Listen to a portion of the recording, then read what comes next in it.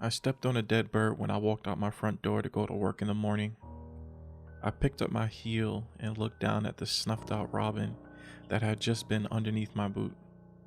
I thought nothing of it until I found another dead bird. This one, a fat, brown little sparrow, deceased at my feet. The sparrow and the robin were just two of what looked like to be dozens of dead birds strewn around the entry and front yard of my home. This couldn't have been an accident. My pet name for my wife was Birdie. I took the lead this time, messaging Allison on Tinder. Who is this really? And why are you doing this? I've been through enough already. I had to sweat out the longest day of work of my life without an answer.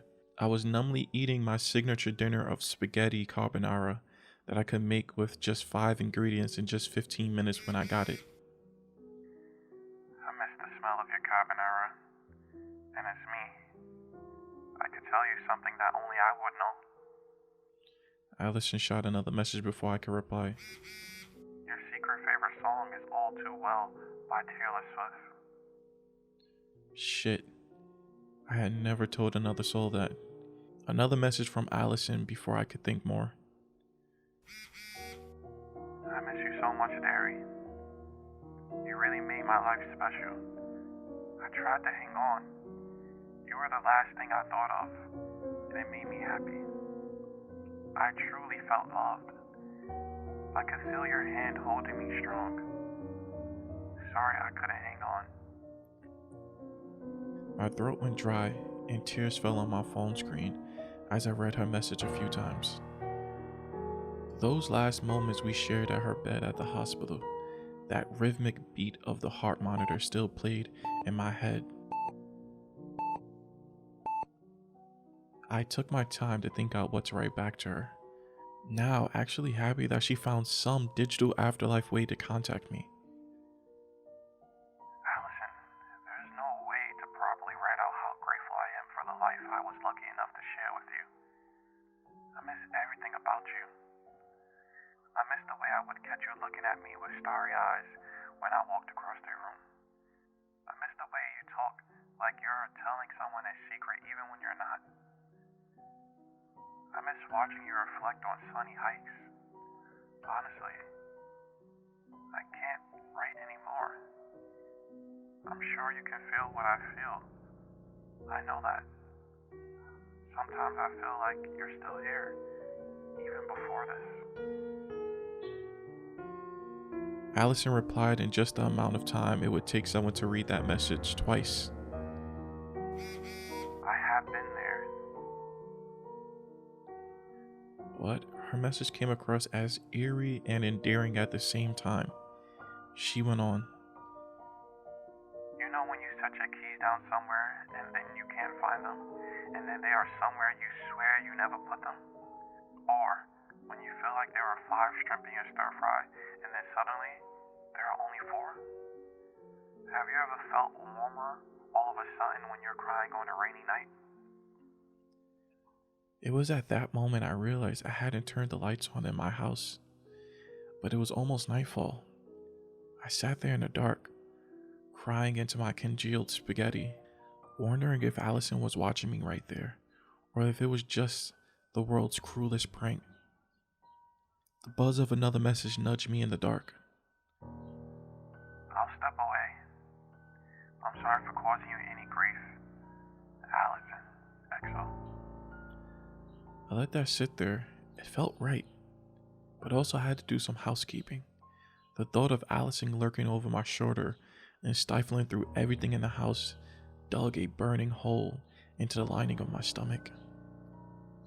I grabbed my computer, went out to my car and drove into town. I stopped into the parking lot of the nearest grocery store.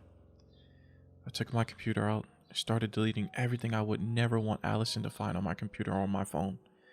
Random old porn I had downloaded, some pictures with a couple of flings I embarked on since she passed.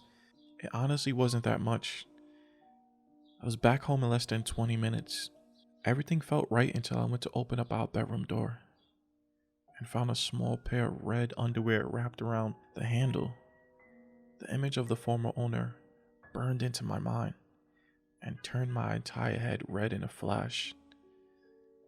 I saw the girl in my mind, small, bubbly, very drunk, at the bar I went to with my high school friends. She was there with her friends from high school too. One thing led to another. We went back to my house and we spent the night together. I think she could pick up on the sadness inside of me and tried to cheer me up by leaving her racy underwear on the floor like she forgot them. I threw them somewhere in my closet and forgot about them, honestly. I started to panic. I started to think of a response, but also started to feel like I had downed an entire bottle of NyQuil. My thoughts got slow. My eyelids got heavy. Every muscle in my body became sluggish. I felt drugged. I dropped down hard on the floor, unable to make it to the bed. Lying on the floor, struggling just to stay awake, I felt my phone vibrate in my pocket. I used the last of my strength to reach into my pocket and get my phone out. I had a message from Allison, which I was able to read on my home screen. I'm glad I put what I did in your dinner when you weren't looking after what I found when you left guilty.